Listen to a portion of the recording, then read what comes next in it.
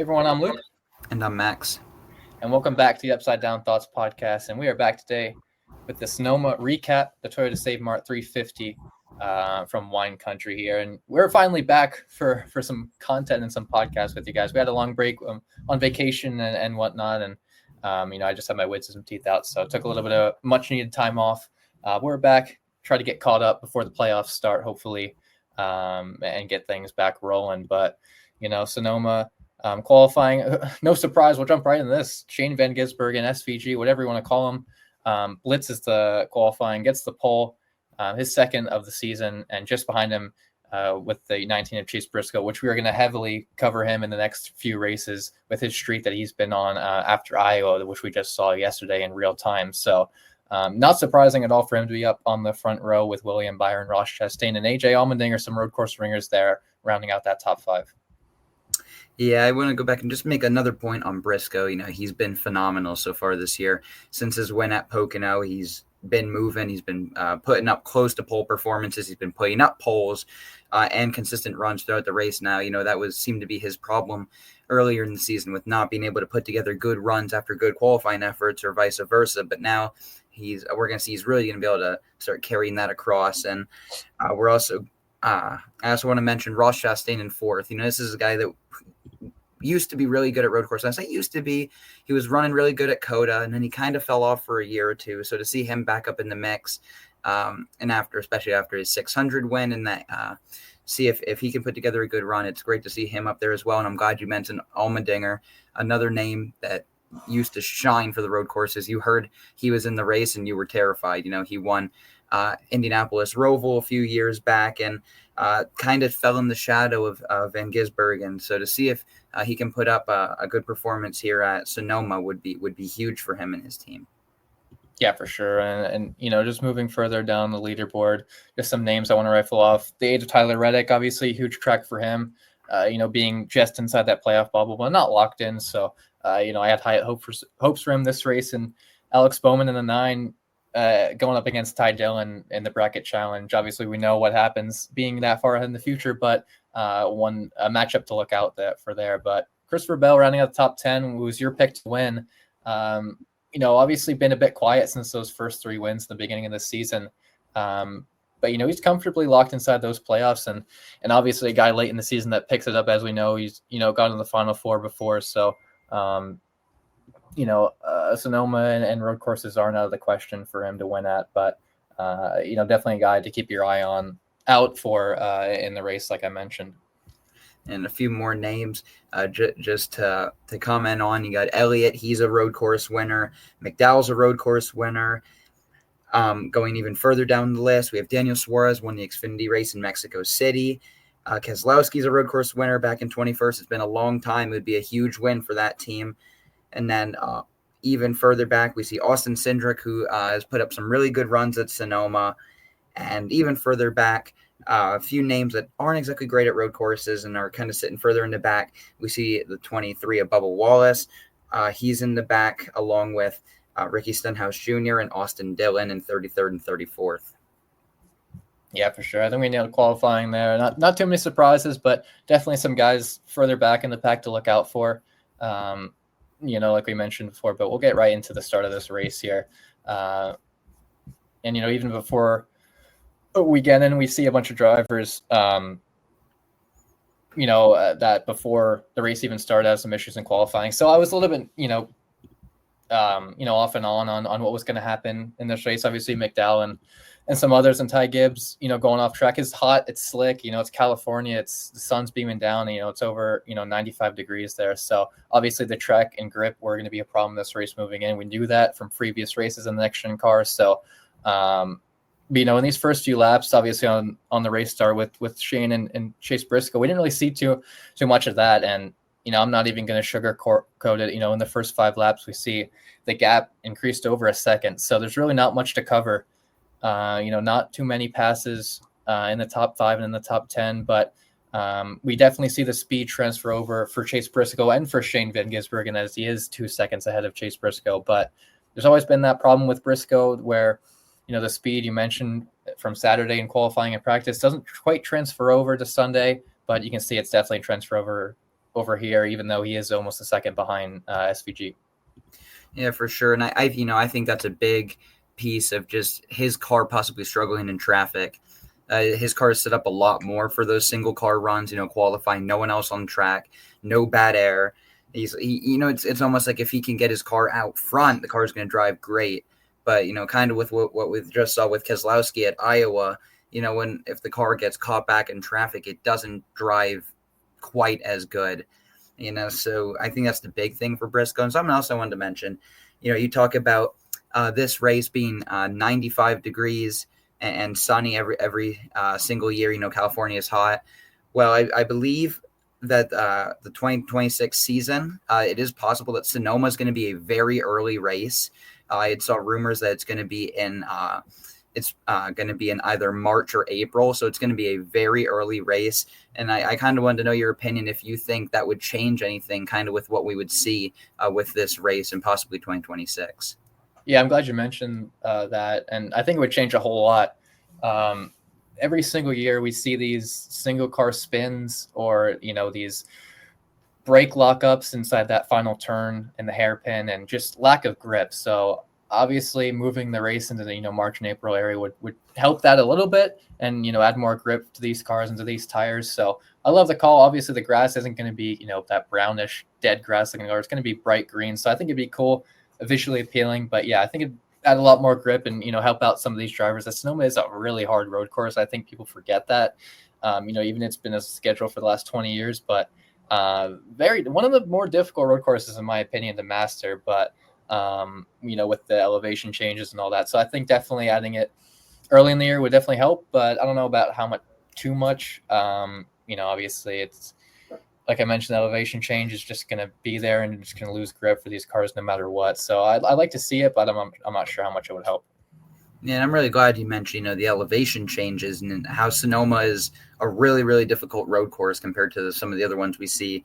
We just saw Chicago the week prior, and it's a full flat road course. Some corners are blind, but they're blind for different reasons, real tight corners where Sonoma's a lot more open, but there's a lot more room to make mistakes, run off course.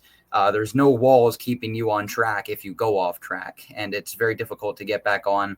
Once you're off, basically almost the whole field's going to go by you. And when I say blind corners with Sonoma, with the elevation's so steep, it's not like we're going up 2 feet and 2 football fields. No, we're looking at elevation where we're going up, 50 feet and, a quarter mile of track, less than that, so it's, and in NASCAR, that's a very short distance. So really, really tough road course. And getting back into the race, we see SVG continue to lead. William Byron's going to get by Chase Briscoe. His car's going to, just as we called it, it's going to start to fall off a little bit after his good qualifying effort. And we're going to move deeper into stage 1. Yeah, and just as you mentioned, moving deeper into it, we see green flag pit stop start with Austin Cindric on lap 20 here. And, a little early to go in, as we know the fuel window is between that 20 and 25. So at Cindric, obviously not, because his car is going to come in pretty early. And then we'd see SVG and the top 5 all come in with Byron, Chase Briscoe, and Chastain following him in, which is a good call. Trying to stay as close to him as possible to learn anything. You don't really want to get off strategy with what he's doing. But just as we see these green flag pit stops start, we see Bell in turn 2 with, like I mentioned, the elevation change. Well, this is one where you're going pretty much straight uphill. And after contact in 8th with Chase Briscoe, he would get around. So obviously a single car spin, no caution, but that would bring us right to the end of stage 1 with Ross Chastain staying out and clinching the stage 1 victory with SVG in 2nd, Bubba Wallace in 3rd, Ricky Stenhouse Jr. in 4th, and William Byron in top 5. We mentioned Bubba Wallace and Ricky Stenhouse qualifying all the way in the back. Well, here they are getting major stage points to help them out in that playoff push for them, as they, Bubba's on the inside looking, to get himself locked in, and Ricky Stenhouse is majorly far back at this point. So points don't really matter here, but definitely momentum swing for both teams. Yeah, and I'm really glad you mentioned, the momentum swing. And, I kind of talked bad on these teams at the start of the race, and here we see them gain stage points. But something else I do want to mention, that Shane Van Gisbergen was 2nd in stage 1, and he pit. The cars behind him, Bubba Wallace and Ricky Stenhouse Jr., were so far behind Van Gisbergen with how well he was running that Van Gisbergen was able to peel off the racetrack, get 4 new tires, Sunoco fuel, and still be in front of these drivers. Can we just take a minute to admire how good of a road course driver this guy is? We have not seen road course driving like this in I couldn't tell you how long, but it's the first time we've ever seen something like this, in the NASCAR era that I am aware of. Yeah, we see a lot of guys from, F1 or IndyCar or supercars or whatever come over the sport. Especially we used to see him at Indy Road Course a lot come over, but I have not seen a driver ever compete this well, this early into his career. We see Marcos Ambrose back in the day compete heavily with these guys in road courses and dominate, but I mean, this is his first full year in the Cup Series. He only had a year of Xfinity full time prior to last season. So, I mean, it's actually unbelievable. And I mean, he breaking every record there is to break on these road courses. And obviously he is a lot older. I think he's 37. So his career is, not going to be as long as a bunch of these other guys coming over from these different areas of motorsports, but I'm enjoying it while I can. I see a lot of people complaining and not even turning on these road course races just because they don't want to watch Shane win by 6 seconds. And I get it totally, but man, I think it's fun. It helps out these other drivers to learn what he's doing and to get better. So maybe eventually we'll see some guys run him down and give him a run for his money at some of these tracks, but for right now, no one has anything for him, and it's kind of cool to see. Yeah, and you mentioned how drivers are learning from him and drivers are going to start to run him down. Well, we saw the day before this in the Xfinity race, Connor Zilisch was able to hold him off and win the race.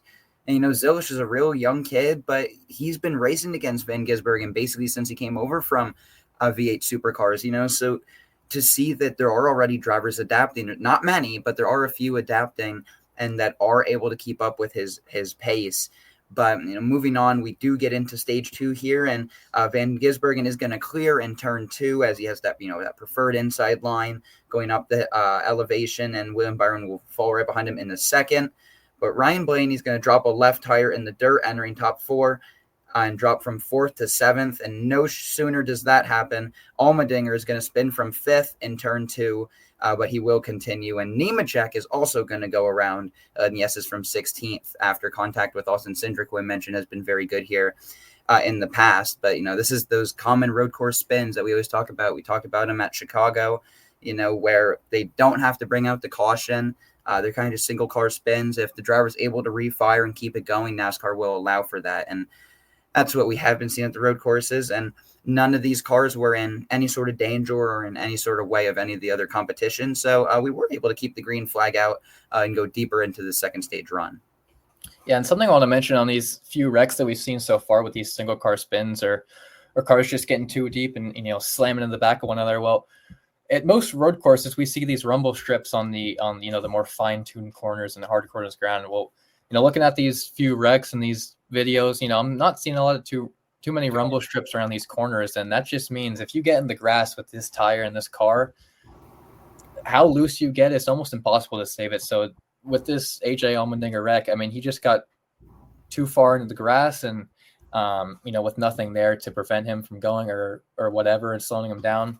It's just as simple as that. We see Ryan Blaney as well, like you mentioned, him drop a left front into the dirt and lose significant time in significant spots. So a lot of these wrecks are the same, but that pretty much goes for every road course. There's not going to be this insane 10 car wreck or whatever like we see at most other tracks. But something I want to give them some information on as I've been watching Sonoma for a long time, but that's just kind of the wreck we see here. Yeah, and it just second time I'm going to make this point, but it's going to be very relevant through the whole podcast, and it's that there's nothing to keep you on track at Sonoma. And, from running this in a simulator, for example, you see that this course is extremely, extremely difficult with how this car handles in those first few corners, and especially off the restart right off, out of the gun, all the cars very close together. And it's not like Chicago, which I'm going to keep mentioning. That's a prime example. Or even Watkins Glen, where you have Armco barriers or, these huge cement barriers on the side where, if you get off track, I know Chicago, there's not really an off track, as it's just a street course, but, it goes to show you that if Sonoma, there's no room for error, and it's going to remain very relevant. And I'm probably going to sound like a broken record by the end of this podcast, but that's not going to go away. Yeah, for sure. Sonoma's basically like if you just went down the backcountry road and said, "Hey, we're going to build a road course here." It's exactly like that, with how much, just not safe it is, if that's the right word. But you mentioned Chicago with it's basically as safe as you can get. I know I mentioned the hard hit that Cody Ware took, but there's Armco barriers, there's tires, there's everywhere that you could go off track. It's blocked off. So even at Watkins Glen and even Road America, which they've been to in the past, there's gravel spots and runoffs and then this, that, and the other. But Sonoma, I mean, it's just grass and asphalt. So not a lot of room for error, and obviously that would make it just as more difficult to catch these guys and to catch Shane Van Gisbergen, which no one's going to be able to do yet. We still have these passes back here in 2nd to 10th in these areas, but SVG by lap 45 of stage 2 would increase that to almost 2 seconds, 0.8 to be exact, over Chase Briscoe, who we're going to talk about a lot. And just as he's increasing his lead, we see Daniel Suarez get hard contact off his teammate Ross Chastain, who won stage 1, into the back of Joey Logano. So just stuff that cannot happen. 2 teammates here, and if I'm Daniel Suarez, I'm going to be as pissed off as I possibly can be with. He's running, no ride confirmed yet for 2026, going to be out of that 99, and Ross Chastain, who's locked in the playoffs with that win at the Coke 600, just runs into the back of him. Just a boneheaded move, but I get it. Like I mentioned, all these factors, it's hot, it's slick, but just stuff that, you don't need to be running your teammate that hard, especially in a corner that is known to have these lockups. Yeah, just a big time trouble by Chastain. And Suarez has been mentioning over the past weeks, he's kind of been showing a little bit more emotion, and he's saying, I get I'm out of the ride at the end of the season, but come on, at least try to help me until we're there. It almost feels like Trackhouse might be giving up on him, which is kind of really sad to see. And they're moving more towards Chastain and Van Gisbergen, who he's almost the main focus at these road courses, and he sure is. Because not that they're the only courses he can win at, as we saw that he's starting to win late model races and quarter midgets. So to see him starting to win those races and getting a lot more oval experience, even though they're not cup ovals under his belt, it's going to be a lot better for him. And it's just really a shame for Suarez, and he didn't even bother really doing anything or going after Chastain or saying anything over the radio. I think just overall, I think he's done with Trackhouse and he's ready to move on. Rather if I don't know if a cup ride is foreseeable in his future next year, or if he needs to, take a season, maybe go back to Xfinity, get some wins, maybe a deep playoff run, maybe even a championship. I think that's what Suarez needs. He needs a mental reset and a clean slate after how this season with Trackhouse has been. Yeah, I think a mental reset is the perfect way to say it. And obviously, Trackhouse has a lot of prospects they can go into with I think Connor Zoich is going to get, one of those rides at Trackhouse and move up. So I think Trackhouse as a whole is kind of just neglecting Daniel Suarez, if that's the right word. And I think he sees through it. He sees through the smoke and he's ready to just get out of there. But, getting back into this race, one thing that I definitely do not want to skip over here. Obviously, Ty Gibbs, if you watch the race, had some contact with Chris Buescher here on track in, the top 10. So, prime position. And going into the pit stops, Ty Gibbs would be right in front of Brad Keselowski's pit box, which is obviously an RFK teammate and the owner of the 17 car. So he would, I don't want to say he was going to take a swipe at this tire carrier, but he definitely went through Brad's pit box heavily than normal and got really close to the right or the left front tire changer and nearly hit him. And this would spark a fight between Ty Gibbs' pit crew and Brad Keselowski's pit crew on pit road.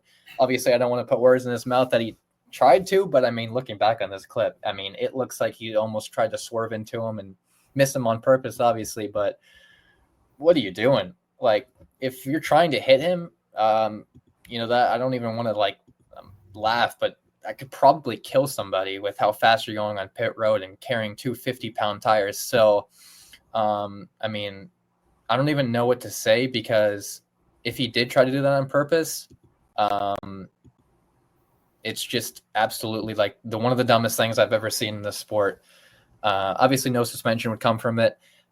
Nothing really talked about it a week after. So I assume it was a miscalculation on his part, just coming in too far. But on the second half, I also don't think it was that. I think he was trying to just make his point that much more clear. Yeah, and the tire carrier for Keselowski was really upset that he felt Gibbs tried to hit him, and it could easily break someone's arm, doing something like this. But I've heard on other podcasts, that the tire carrier, he was in the wrong spot. He went out too early, and Ty Gibbs is allowed, the pit box prior. There's a rule where the drivers they're not just given their pit box to pull into. They can pull in, not necessarily into Keselowski's pit box, but start their turn in a box early so that they have a better exit. So I think it's a bit over dramatic on Keselowski's tire carriers side, but looking at Ty Gibbs' side, I don't think he did this on purpose, to be completely honest. But in the same breath, like, Ty, we know you're past, so we're all automatically gonna think, oh, this little brat of a kid is at it again. He's trying to hurt people. He wrecks his teammates. He fights other drivers. Like, as we saw in his short Xfinity Series stint, he just has a ride because of his grandfather. There's a whole lot of hate for Ty Gibbs, and I get it, but I am going to defend him in this situation. I don't think he was trying to hit the tire carrier. I think it's definitely just an overreaction overall by the 6 team, and I found it really interesting that week in and week out we continue to see things that I've never seen before in my time of watching NASCAR, and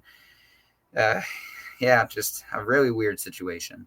Yeah, for sure. I do agree that it probably wasn't on purpose, but Ty Gibbs, got to make it a little better effort to not run over somebody on pit road.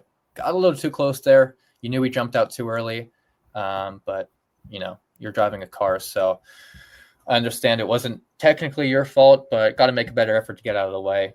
And you still got in your pit box perfectly fine, so a few feet away from him wasn't going to hurt you at all. But getting back into the race, and quickly, we'd see Shane Van Gisbergen passes Kyle Larson in turn 3, so that prime overturn spot in turn 3 is one of those big areas to win stage 2 over Larson. Like I mentioned, Kyle Busch gets a top 3 stage win, his best stage finish this season, and with Bubba Wallace, Enrique Stenhouse Jr. again rounding out the top 5 in stage 2. So, man, keep it going.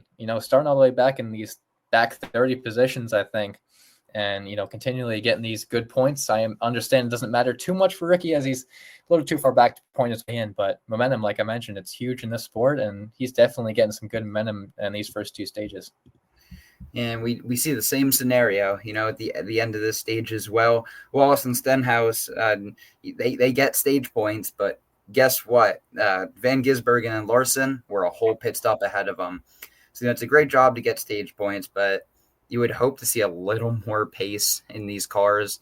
You might say, well, what are you talking about? They're getting stage points. They're running top 5. Well, realistically, no, they're not. It's because 25 of the 30 cars in front of them are pitting under green so that they can start, further towards the front for stage 3. But, these guys are just trying to get points, and they will end up heading to the back for the stage 3 restart. And, it's more of a strategy call, and it does work for points. But if for a driver like Stenhouse, and you're in a situation, I'm a Stenhouse fan, that points aren't gonna win it for you, and when you're this far back. And also, he's not a huge road course driver, and they probably feel like they're showing up to road courses and saying, oh, well, we have no shot of winning, might as well just try to get as many points as we can and try to get some momentum rolling, because we're towards the end of the season now and he still hasn't gotten his win, and he may feel like his only chance to win a race into the playoffs now is Daytona.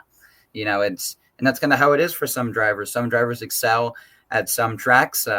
Hence, the guy that's been leading this entire race, Van Gisbergen, and you have guys like Stenhouse, Wallace, who even got stage points here, who are drivers that tend to flourish more at the bigger tracks, like we'll see Indianapolis and Daytona. Right, for sure. And, going back into the race, and we see the stage 3 restart here with who else? SVG and Chase Briscoe on his outside. So, obviously SVG with that preferred lane, he's going to keep taking it. But on the restart, we see Gragson spin in 29th in that, turn 3 overtaking zone. No caution would come of it. Single car spin. He gets back fired up, keeps everything green, all in good. But, a lap later, Ryan Blaney and Chris Buescher, who had contact earlier with Ty Gibbs to spark that whole controversy in turn 11, would get underneath them. And Chris Buescher just got super loose, made hard contact with Ryan Blaney, and he would go off into that uphill section in turn 12 and get stuck. Couldn't refire the car. Obviously, the caution would have to come out. And, while that would happen, Wallace and Denny Hamlin in the back half of the field would have their own separate spins in turn 2. So obviously the caution was going to come out no matter what with those 2-car spins. But I didn't actually get to see this wreck live. I was out of the room. So whenever that happens, I usually go on, Instagram, Twitter, see what everyone's saying, whose fault was it, what happened. And the amount of whining that I saw from Ryan Blaney fans, I know I'm a fan myself, but Jesus, guys, we're locked into the playoffs. This race really doesn't matter a whole much for this team. We're comfortably inside. We got a bunch of playoff points. So just shut up, please. I mean, this is actually, it's making me look bad as a Ryan Blaney fan. It's a single car wreck. He got loose. The air got taken off of his side. He was side drafting him. It's about as average as a record you're going to see at Sonoma. So I just don't understand the fan base of this team, but whatever. It's probably a bunch of 12-year-olds who are just crying who have no idea what's going on. So I don't even know why I'm complaining about it. But that's pretty much the wreck that happened there, and one that would bring out the caution for the first caution for incident, I believe, of the day. Yeah, and continuing to move on, we're going to get right back to green. I don't have a whole lot of comments to make on the Blaney wreck, as I think you pretty much said it all. And it was very typical of what we've seen so far at Sonoma this year and years in the past. But we will see Van Gisbergen continue to lead as William Byron is going to get by Briscoe, who's back up on the front row. And Briscoe will get back to his inside, but can't get back by him. In the S's, they're going to make slight contact. And while they're battling for a second, SVG says, sounds good to me. I'm going to get out of here in the meantime. And he's going to pull out to a 2-second lead with about 30 laps to go here at Sonoma. Yeah, and just as that happening, Alex Bowman, the first time I'm going to mention his name, makes contact with Keselowski in turn 7. And you might be wondering why I'm talking about this. Well, Bowman is in that battle still, in that bracket challenge with Ty Dillon. So, Ty Dillon's not too far back. He's been quietly there. We haven't mentioned him a single time except mentioning the matchup. But as obviously we know what's going to happen. But it's going to get real interesting as we move further into the race. But, almost on near lap 80 here, we see SVG's first mistake. It feels like this guy's just like a robot with how many turns he makes perfectly. But he locks up, goes wide, entering turn 4, which is, a tough turn to get into. But nothing would end up coming at. He'd lose obviously time to Chase Briscoe, but not enough to where it would make it too interesting for him to, maybe lose that lead for one of the first times we see today. Yeah. You see this watching a race and you're like, he's actually human, and there's not a whole lot of comments to make on it, but he's so far out in front, with his robot-like driving that this won't even make much of an impact on him. And we're going to get into the green flag cycle. I think we're pretty much going to skip over it as, not a whole lot is really going to happen except the fact we're going to see Christopher Bell, Ross Chastain, and Kyle Larson stay out for quite a while. Bell and Chastain will eventually go in, and Kyle Larson's going to become the leader around lap 90, where he will finally pit, trying to stay out for a caution. We haven't been talking about the 5-car really at all today, so was looking for a lucky break, see if he could get a spin or someone to get stuck, and to get that lucky caution, pit, pick up a bunch of spots with a few cars trapped a lap down, but it will not work, and he will eventually have to come in. Van Gisbergen is going to end up right behind Michael McDowell, who is going to be absolutely rolling after his pit stop on fresh tires. And around lap 90, it's looking like we're going to have an actual battle, and then SVG says, you know what, thank you very much, your tires are falling off, and he heads right back to the front. Yeah, I absolutely love this strategy call from SVG's crew chief to get him ahead with these fresher tires. We mentioned Michael McDowell being a bit of a road course ringer in his past, not too much these days, but with how much prevalent fresh tires were in this race, he was half a second back at a point, and then one lap later he would blitz by him. So I love the strategy call, and same thing for Chase Briscoe behind it. SVG even further back, but he would pass McDowell for second. So you can see McDowell fading, and Chase Elliott would eventually pass him too. So, not the strategy call from Michael McDowell that you'd like to see, but I get it. Getting track position is always important, but you definitely see the tire fall off quickly. And, while he's getting past, a few laps later, we see Cody Ware, he'd lose a right rear wheel in turn 3 and 36. So bringing out that caution flag, completely unexpected. I don't even think they covered him once today, but just didn't get that lug nut on tight enough during that pit stop. And that obviously tire would fly into the freaking tire barrier at, Mach 10. So obviously no fans were even close, but, not what you want to see for Cody Ware, who I don't even know how he keeps going with these finishes, but I think he's just racing for a paycheck at this point, if I could assume. Yeah, I'm really glad you mentioned the tire going in at Mach 10 because, I had my rant already on tires this year. It was early. It was with Las Vegas, but this is the same thing. Come on, guys. We need to get these tires on. We're pressing our luck. As I did see a video from behind that fence. There was a photographer there, and it was mighty close. If there was actually a small curved over slight catch fence looking thing behind the tire wall, and if that wasn't there, I'm not even gonna lie, this photographer might have gotten rocked. I'm telling you, all it's going to take is for someone to get absolutely Ray Lewis train wrecked by one of these tires for them to do something. Obviously, I don't want that to happen as I'm laughing hysterically, but put the freaking 5 lug nuts back on the cars if we can't get them tight. Like, come on, guys. Yeah, and I'm going to disagree with you a little bit. We shouldn't need 5 lug nuts. These are professional pit crew guys. They should be able to go take an air gun and go, and put that tire on. It shouldn't be that hard. It shouldn't at all. I understand how fast you're supposed to get these cars out, but take the extra quarter of a second to make sure your gun stops spinning.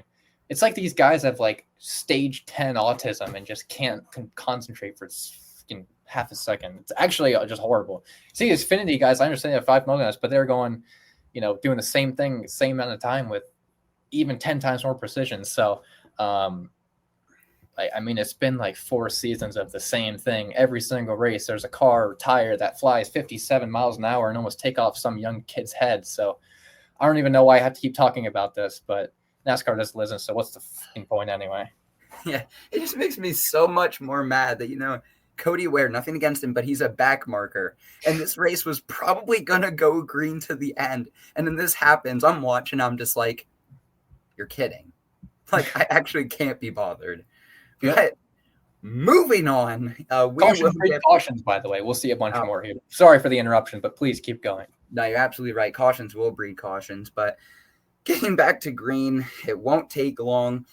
Right after the short shoot, heading into the S's, we are going to see an absolutely massive crash. And when I say massive, I mean there were probably like 12 cars involved. Not a ton with damage, but cars scattering everywhere in the dirt. And this will all be a result of Eric Jones tire hopping, tagging Noah Gragson. Gragson will go around. He's going to tag Ryan Preece. Ryan Preece will go around. He's going to slide up to the top of the racetrack. Larson's going to try to go around the high side. He's going to T-bone Ryan Preece. It's going to be a whole mess here at the start of the S's after that tight right-hander here. And we're going to see a long caution flag, and it just makes me so frustrated, and even more frustrated that, that Cody Ware tire fell off. But what are you going to do about it? And not that, we don't want to see crashes because, some people are like, well, crashes are the best part of NASCAR. That's why people watch NASCAR. It is to a degree, but, when you're a NASCAR fan and you watch every race every week, and sometimes crashes, as we've both learned, with Blaney at Darlington, I know with Elliott and some other situations, and crashes can really, really kill other drivers' races. And not that it happened here, but it's not what I wanted to see. And as a fan and, kind of almost, I feel like an analyst at this point doing this podcast, but just not a great look here. Yeah, for sure. And, one other car I want to mention, Kyle Larson would obviously get the brunt of the hit. You mentioned Ryan Preece, but while he was spinning, decided to hold the brake and fly back on the track and just completely take out Ryan Blaney's car and kill it. So an interesting way to handle the wreck for Kyle Larson. I don't know what the S&P data looks like, or I don't know what it was like in the car, but I feel like he could have just gassed it up and saved the car, but instead he held the brake and just took out 3 more cars with him. But it doesn't matter too much. That one I was a little bit upset about because it did end Blaney's day, but I get it. It's a 15-car wreck at Sonoma. You never really see this, so obviously can't put too much blame on it, but I am going to put blame on Cody Ware because this is all his fault completely. I hate you, Cody Ware. I'm just going to take a minute. Oh, poor Cody. He's getting all the hate right now. And actually, it's his pit crew's fault. Somebody comment below what name his left rear tire change or right rear tire changer is. I will find him one day. Oh, that poor guy. Cody Ware's been through it, man. This guy missed the season in NASCAR for some reasons we can't talk about on this podcast, as it's a topic outside of racing. But, he comes back, runs 36th every week, the occasional speedway race, and he runs inside the top 20, has a horrible hit at Chicago, almost breaks his neck. This guy's been through it. I honestly feel for the guy. But, we're going to get back to green, and no sooner are we back to green, the same spot, but this time it's in the second S, not right before they started. Stenhouse is going to get together with Ty Gibbs, and Stenhouse is going to get the brunt of it. He's actually having a really good day. At this point, he was running in the top 12 as his pit stops with those 2 cautions. The Cody Ware cautions worked really, really well for him.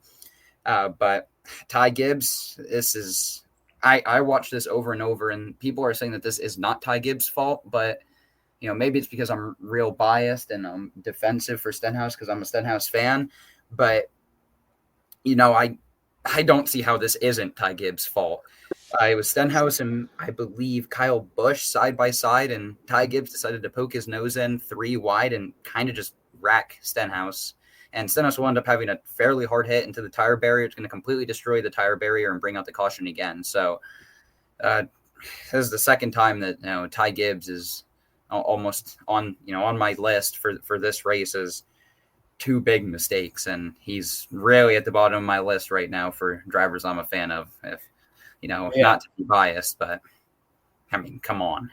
I 100% agree. I don't understand what he was trying to do. He just crowded Kyle Busch completely, and they're 3 wide. I don't know if he didn't get a spotting call, but still, we're almost on the end of the race, and you just kill Stenhouse, and who's having that amazing day, those 2 top 5 stage finishes, and a guy who just needs a complete day after all the Carson Hocevar stuff and all this other stuff that's just completely flipped his season 180 degrees upside down on his head. And obviously now I feel like this was a point in the season where everything changed for Ricky. He hasn't gotten that good of finishes these past few races that we've seen. He had a just nightmarish day at Iowa yesterday as we watched. And man, I mean, for a guy who won the Daytona 500 2 years ago, got in the playoffs, made a run, and then last year just an abysmal season. And this year he finally turned some things around and was in the playoffs for a while, through most of the first half of the season, and then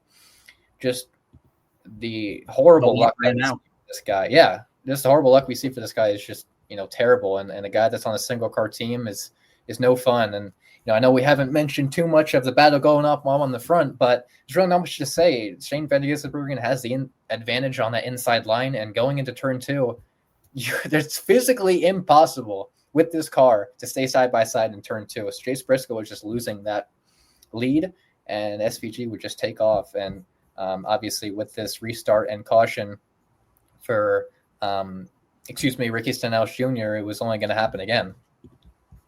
Yeah, and I'm eventually going to move on here, and I say eventually, I'm going to say now, because I could just continue to ramble on about how frustrating it is to watch it from a fan, or from the perspective of a fan of his. But getting back to green, Van Gisbergen from the inside, Chase Briscoe on the outside. But I also want to mention Chase Elliott, who's in 4th, He has pitted more recently for 4 tires than anyone else and has significantly more speed. He's the fastest car on track right now, even with all the crashes of the past few laps. But now that we are back to green, we're going to have a fairly orderly first lap, but then a lap later, we have a really, really weird incident. Hocevar is going to spin in turn 2 after contact with Josh Berry, but I don't know if Josh Berry locked up his tires or something, but it really, really looked like Josh Berry was just cleaning out Carson Hocevar, and maybe Carson Hocevar put another name on his not nice list. So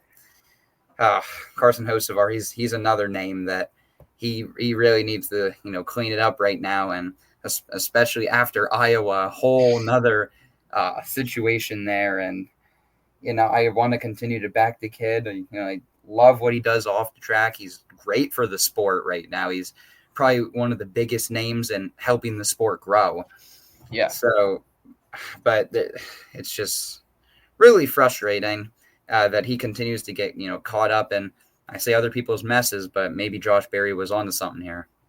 Yeah, it was kind of interesting. I was like, I don't think Josh Berry's ever gotten taken out or, caused a problem with Hocevar, but, I'm pretty sure it was intentional in some esque of the way. I don't think he meant to just completely send him off and, spin him around, but I'm sure he meant to get some contact, as I know Wood Brothers are an alliance teammate with Penske, and, all the trouble that Penske has had with Hocevar and all that. So maybe there was, a shot, but it just didn't really make any sense because I feel like Josh Berry hasn't had anything to do with this situation. But hey, we haven't mentioned Josh Berry in a while, so why not mention him here? He's been quietly inside those playoffs, but I don't think it even matters because Hocevar, isn't going to learn. That's just kind of the way he is. He doesn't take no for an answer. Doesn't listen to these old heads in the sport, as we see him just clean out Zane Smith at Iowa, which we're going to talk about.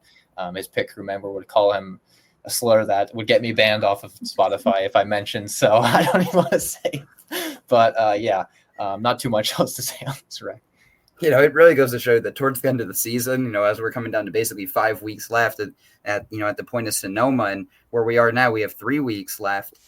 But NASCAR is a war zone right now. Mm-hmm. A lot of pretty nasty stuff going on, and stuff that we can't even get into on this podcast. It would not be good for us to get into. But you can go look it up on your own time if you want to hear what Smith's pit crew member said to Hocevar. There's many videos. I saw about 3 earlier today. Just go on Twitter. You'll find it. Yeah. But moving on, we see Elliott get past Christopher Bell for 3rd. He's moving. He has 2 laps to do something here, and he's closed in to under 2 seconds behind Van Gisbergen and Chase Briscoe. But with 1 lap to go, he's going to get off track in turn 2, just trying to get everything he can. He's going to lose the spot to Bell again, take it right back from Bell, and with their battle, it's going to take Elliott out of contention to win here at Sonoma. But just because Elliott's out of contention to win, that's just going to make it even easier for Van Gisbergen to walk this one home. He's going to beat Chase Briscoe by just over 1.1 seconds, and he's going to go on to win yet another road course. He's going to punt that rugby ball as far as he can into the stands, make a fan happy. You love to see it. As all those Trackhouse drivers, they have something they love to do. But great run overall by SVG here at Sonoma. Just all day, pure domination. For sure. And I just want to mention Chase Elliott again. And I absolutely love what Alex Gustafson did. Got off strategy from what the top 10 was doing, and that's the only way you're going to have a chance to contend with Shane. But the only problem is by the time you get up there, he's already 2 seconds ahead of you. And Chase Elliott, being the road course ringer that he is, you mentioned trying to get every single second that he can, and just made a mistake. But I love the strategy call, and one that was a bit different for Alan Gustafson. He's been known to make some interesting calls, what we're going to get into at Dover, in the next podcast. But I have no complaints with this one. It still got him a decent finish. Obviously, he would love to win the road course again. Hasn't won one of the next gen car, but I just want to touch on that strategy call. I think it was a great call for Alan and the team. Yeah, it definitely wasn't. It's exactly what Elliott needs. He needs a good run. He did get his win at Atlanta, but he needs to start getting the ball rolling as we get closer to playoffs, because if you are far below the bubble with how our playoff format works, we'll probably get more into that as we get closer to the playoffs. But if you're outside that top 12, it can be really tough sometimes, especially if one of those people outside the top 16 wins. It's possibly behind you on points. So to get the ball rolling here as we get closer to the playoffs is going to be huge. But now that we're done with the race, I think I'll let you get into the results. All right, yeah, and I'm just going to cover some drivers that I thought had exceptional days. Obviously, Shane Van Gisbergen led 97 of the 110 laps. That's got to be a stat somewhere. That's actually insane to even say out loud. But Chase Briscoe, again, we're going to keep covering this guy. Only led 2 laps, had some stage points there. But the run that he is going to go on till Iowa, which we are at right now, is genuinely insane. With even in the qualifying, this guy is like the Ryan Newman of the next gen era. He's the rocket man, getting all these pole positions, and easily the most improved driver from 2024 to 2025, in my opinion. Chase Elliott, Michael McDowell, who's my pick to win, gets 4th, gets a good points day. Unfortunately, it's not going to matter. He needs to win to get in the playoffs, but momentum is always there. Tyler Reddick in 6th, a great points day, extends his points lead to stay in the playoffs. We see Kyle Busch in 10th. A top 10 is never bad for that team, who is just getting swallowed by the ghost of Richard Childress.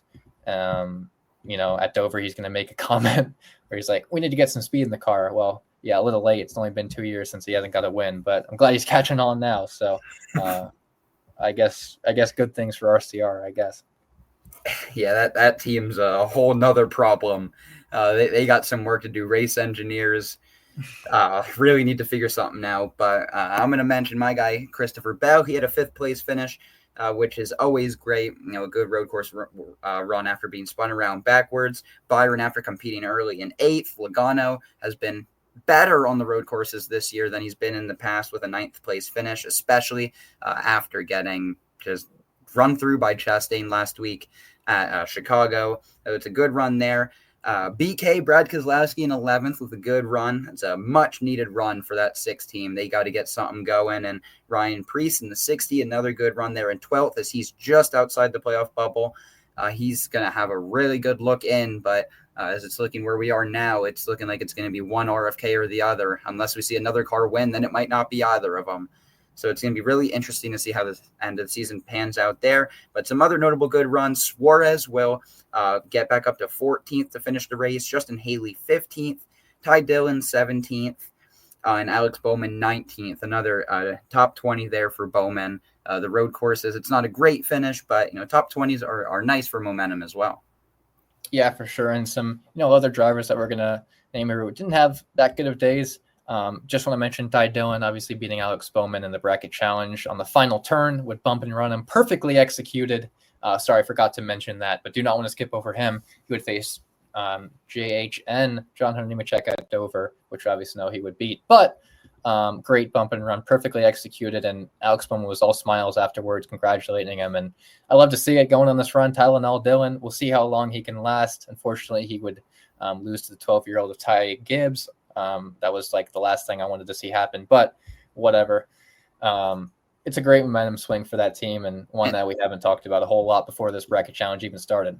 And also, it's great to see in the first year of doing this, the 32 seed is in the Elite 8 for this. It's awesome to see. And then the fact that he's going to go to the Final Four at Dover, where he's going to defeat John Hunter Nemechek, and he's going to go to the Final 2 at Indianapolis. And even though he's going to lose, are you kidding me? Talk about an underdog story, falling up one short, but 32nd seed to go to the finals, like, holy smokes. If we saw that in, March Madness or something like that, we'd be absolutely blown away. So all around thumbs up Ty Dillon. We're going to keep commenting on him the next 2 weeks, but it's phenomenal to see for that number 10 team that they're able to throw their name in the hat like this. And even though they're not going for wins, they were racing for $1 million for 5 weeks. Yeah, it's great. And I feel like he's gotten more coverage on his name and on Colleague Racing's name than they have in his entire, not even next gen career, but his Felix entire Cup career. We haven't seen too much coverage on Ty Dillon. I feel like he's been overshadowed by his brother of Austin Dillon. But these last 5 weeks, I've seen his name every single weekend talked about on podcasts, on Instagram, Twitter, YouTube, everywhere I see his name, and just great stuff to see for a guy who just doesn't really, have any controversies. He does everything right. Just an all-around good guy, and one that I was rooting for these entire 5 weeks. But some other drivers, I just want to finish out the finishing order. Kyle Larson, obviously a 35th position day after that wreck, closer to the end of the race. He's got to find the ball rolling after Indy. I feel like we keep talking about this. The stretch of runs that he is on after the double 1,100-mile thing that he did, it's just really put a rock in front of his car, and one that he can't get around. I'm sure he'll pick it up before the playoffs like he always does. He gets hot around that time, around the September, October, stretch of races. But it's tough to see, and, Larson has a lot of fans, and I see him complaining all the time, but I don't really have any too worries that he's going to, get out of the round of 16 or something crazy like that. I'm sure he will pick it up. Yeah, for sure. There's also right behind him, Ryan Blaney in 36th. We mentioned his incident. And something else I want to comment on is Noah Gragson in 37th. It will be our dead last finisher. But what I do want to mention is that every single race so far this year, he has been either turned around backward or DNF'd or involved in some sort of incident. And I can't believe this. This is absolutely unreal. And even next week at Dover, we're going to see him putting together a great run. And with about 6 laps to go, he's going to get wrecked again. So crazy. This is that's actually insane. Absolutely insane. There's your little fun fact. But you wonder why he's so far down in the points. It's been a nightmare season for the front row number 4, Noah Gragson, and his team. That's crazy. I didn't even know that stat was out there. That might be more crazy than Chase Elliott's stat of finishing in the top 20 in every single race. But, just I didn't even really know what I thought. Gragson was still part of the Haas factory team. So, obviously he's part of the front row team now, but just crazy stuff. I feel like I can visually remember all the wrecks that he's been in, but nowhere near I thought he was involved in a wreck in every single race. But that is pretty much it for the Sonoma recap we got for you guys. Obviously, we know we were going to Dover, which already did happen, as we're a little bit behind, but we did make our picks before that race happened. And I'll let you start with who your pick was to win the Dover. Well, I've got a car that's run great there in the past. He was runner-up to Martin Truex Jr., the race we went to. I've got Ross Chastain. He has the momentum rolling. A good race at Sonoma overall until he got into Suarez, and it was kind of downhill there. But, he's coming off with a 600 win, and momentum before the playoffs would be huge. I've got number 1, Ross Chastain. It's definitely a good pick for sure. I went with the 19 of Chase Briscoe here. And obviously that was my pick before the race. Would qualify in second. So I was, hoping. Obviously Martin Truex Jr. had a great stretch of runs at Dover before he retired. Got a bunch of short tracks on. So I was thinking maybe it would carry over, and obviously it would, as we know with that battle with him, which we're going to get more in depth in the next podcast. But great picks overall. No questions on the last podcast, so nothing to cover over there. Obviously, if you guys want to ask any questions for us to answer, anything to go over, anything we missed, anything you want to know more information on, leave it in the comments below on any platform, and I'll try to find the comment and give you guys a little bit of an answer or our opinions on anything you guys want to know. But if you don't have anything else, I think that's it. Yeah, I have one thing. I do want to mention that if anyone would love to be a guest with us, in the coming weeks, there's not a whole lot of podcasts left before we get to the end of the season here, or at least until the start of playoffs. But we are open to guests. I know Zach's joined us for quite a few and hasn't been here the past few weeks, but we love having guests. It's the extra point of view, explaining things to people that might not be fans quite as long as us or be into NASCAR quite as as deep as us. I love explaining those things or even having conversations with those people. So I did just want to mention yet again, we are open to guests, and just comment in our Spotify comment section, YouTube comment section, basically any of our socials.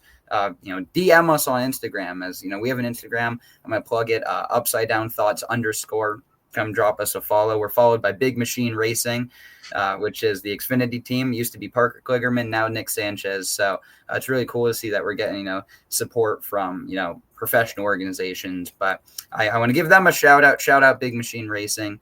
And I want to continue to have a great time doing this podcast. As it's always fun, and to have guests is even better. So that's what I've got. Yeah, glad you mentioned that. Think everything was said perfectly there. I don't got anything left. Expect the Dover podcast and Indy and Iowa to hopefully be out within the stretch of the next week or week and a half. We're going to try to bang these out. Really want to get caught up before these playoffs starts, because don't want to be having to get caught up while the playoff stuff's going on. I think the playoffs are going to be very interesting this year. But yeah, thank you guys for listening to the Toyota Save Mart 350 recap. I hope you guys enjoyed, and I will see you guys for Dover in a little bit. Have a good one.